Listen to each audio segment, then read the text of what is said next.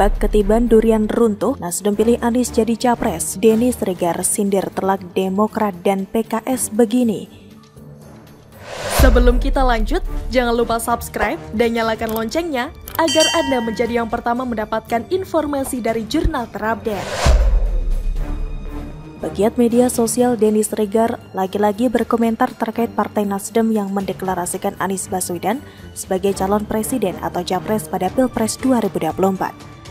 Diberitakan Partai Nasdem resmi mendeklarasikan Anies Baswedan sebagai capres 2024 yang akan diusung pada Pilpres 2024. Pengumuman tersebut disampaikan langsung oleh Ketua Umum Partai Nasdem Surya Paloh di Nasdem Tower, Gondang Dia, Jakarta Pusat, Senin 3 Oktober 2022. Kali ini Denny Sregar ikut menyentil Partai Demokrat dan PKS terkait Partai Nasdem yang memilih Anies Baswedan.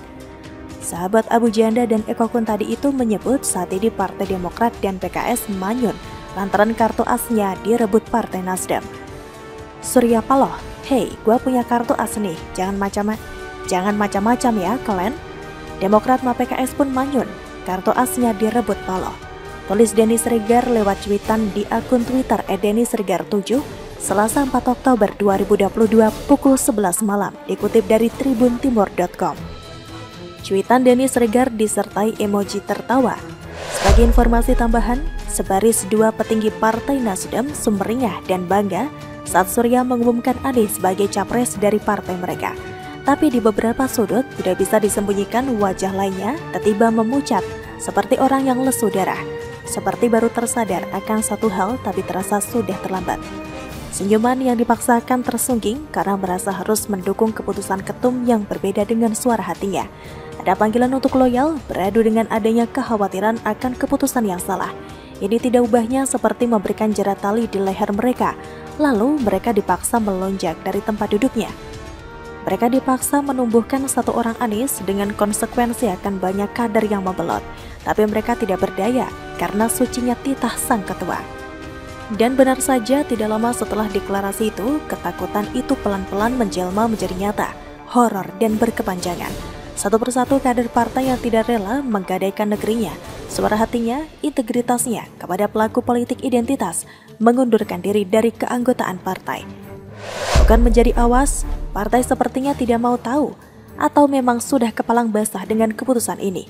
Bukannya mencoba memberikan argumentasi yang layak dan dewasa, mereka malah merendahkan kader-kader yang mengundurkan diri tersebut dengan narasi seolah-olah mereka yang mengundurkan diri tidak berpengaruh ada atau tidaknya mereka di partai.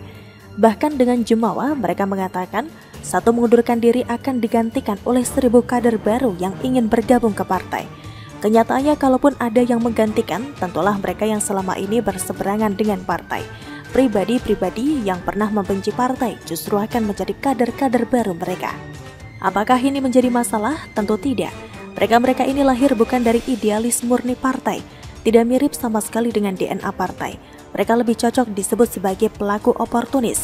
Pada saat berseberangan, mereka memaki partai dengan narasi haram untuk dipilih tokoh yang diusungnya, boikot pembela penista agama, halal mengalirkan darahnya.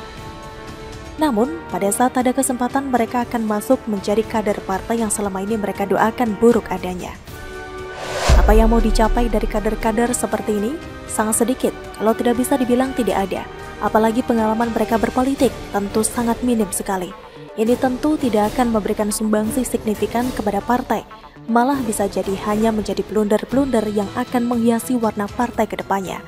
Dan yang mungkin partai dan pemangku kepentingan tidak menyadari, kader yang seperti ini sesungguhnya sudah sangat beririsan, kalau tidak bisa dibilang terpengaruh secara dominan menjadi pendukung partai lain yang DNA-nya lebih identik, yaitu PKS dan Demokrat.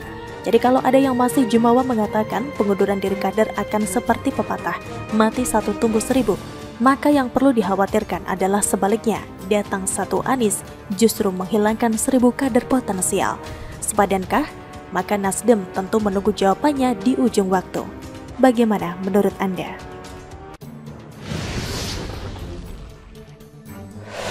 Hoaks Jokowi kunjungi Lesti Kejora mau provokasi Aremania, ditulis oleh Syardi dari siwar.com. Sebelum kita lanjut, jangan lupa subscribe dan nyalakan loncengnya agar Anda menjadi yang pertama mendapatkan informasi dari jurnal terupdate. Jadi langsung saja, ada sebuah hoaks yang terkait dengan Jokowi. Video ini disebarkan di Facebook dan parahnya sudah ditonton sampai jutaan kali. Ini terkait dengan kasus yang dialami Lesti Kejora yang berada di rumah sakit. Lalu dinarasikan bahwa Jokowi mengunjungi orang ini. Narasinya adalah Presiden Jokowi jenguk Lesti Kejora di rumah sakit tanpa kehadiran Rizky Bilar. Lalu video ini disebarkan dan dibikin narasi bahwa kelakuan Jokowi sungguh memuakan, penuh dengan pencitraan. Ratusan jiwa melayang dalam tragedi Kanjuruhan karena kelalaian aparat, tidak dijenguk tapi malah jenguk artis. Jadi provokator ini meminta agar Aremania sadar, jangan sampai terperdaya oleh gaya pencitraan yang penuh tipu daya dan mematikan. Saya tidak usah bagikan linknya karena sudah pasti hoax dan juga sudah dibantah oleh tim Tenback Hoax. Foto Jokowi yang menjenguk Lesti adalah hasil editan. Salah satu segmen video yang digunakan adalah ketika Jokowi meninjau RSDC atau Rumah Sakit Darurat Corona pada tahun 2020 lalu. Editannya pun kurang rapi, amatiran dan menunjukkan ini adalah gaya kerja kadrun kurang cerdas yang IQ-nya jeblok. Beginilah fitnah yang dilakukan sehari-hari oleh kadrun. Kadrun ini buzzernya siapa? Sudah pasti buzzer pihak yang benci dengan Jokowi dan kelompoknya. Sudah pasti buzzer sebelah yang suka main politik identitas. Tidak ada yang lain lagi. Mulai dari bikin video hoax yang bombastis tapi ngibul, lalu disebarkan ke media sosial dan WhatsApp, ditambah dengan narasi tambahan yang penuh kebencian dan provokasi. Dan jangan heran banyak yang percaya dan ikut terprovokasi dan marah-marah. Ingat gak, data IQ rata-rata yang pernah saya jelaskan di artikel sebelumnya? Dari 11 negara di Asia Tenggara, IQ rata-rata penduduk Indonesia ada di posisi 10. Nomor 2 terbawah hanya menang dari Timor Leste, itu pun IQ sama besar. Miris, tapi itulah faktanya. Mereka inilah yang gampang dihasut, ditipu, dikibuli, diperdayai, diprovokasi, digerakkan untuk melakukan apapun sesuai kepentingan bohir politik. Itulah kadrun. Memang pasti ada yang IQ tinggi, pasalnya itu adalah IQ rata-rata. Tapi yang memang IQ rendah, di dalamnya pasti ada gerombolan kadrun sampah yang sudah tidak cerdas, penuh kebencian pula. Mereka sampah masyarakat yang harusnya dimusnahkan saja ketimbang bikin rusuh dan memecah belah masyarakat. Dalam politik tidak heran kalau kaum ini didominasi oleh kelompok sebelah, ditipu pakai janji manis dan agama. Mereka percaya begitu saja. Mereka gagal terus dengan usaha menjatuhkan Pak Jokowi, tapi tetap saja gigih dan ngotot menyebarkan hoaks murahan yang editannya kampungan. Sampai segitunya mereka berbuat jijik seperti itu, padahal hoaks tidak pernah memenangkan mereka. Dulu Pilpres juga banyak hoaks, tapi junjungan mereka tetap kalah. Mau jualan agama dan surga juga tidak berhasil.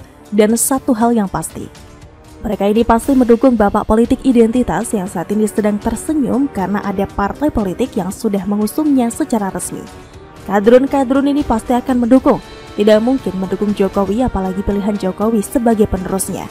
Dari sini paham ya, kenapa orang ini tidak layak memimpin, pendukungnya gila dan tidak berotak. Pilpres nanti juga akan sama panasnya, atau bisa jadi malah lebih panas. Hoaks akan tetap bertebaran, jualan agama tetap akan dilanjutkan. Kadrun-kadrun tetap akan muncul dan mengusik kedamaian demokrasi. Maunya mereka adalah ribut terus sampai junjungannya berkuasa. Makanya ada seruan agar politik identitas dilenyapkan. Karena di balik politik identitas ada gerombolan kadrun sampah yang selalu bikin rusuh. Begitu juga seruan menyingkirkan siapapun yang secara langsung maupun tidak langsung terlibat atau berafiliasi dengan politik identitas. Semua ini demi demokrasi yang lebih baik, agar kelompok perusuh tidak punya panggung. Tapi apa daya, ada partai yang seperti memilih masuk jurang. Jangan salahkan publik kalau partai ini tenggelam nantinya. Oportunis sih boleh-boleh saja ya, tapi kalau mengusung orang yang terkait kuat dengan politik identitas, ini keterlaluan dan tidak punya nurani. Nyungsep aja lah, sudah ada beberapa kader yang memilih mundur kok. Bagaimana menurut Anda?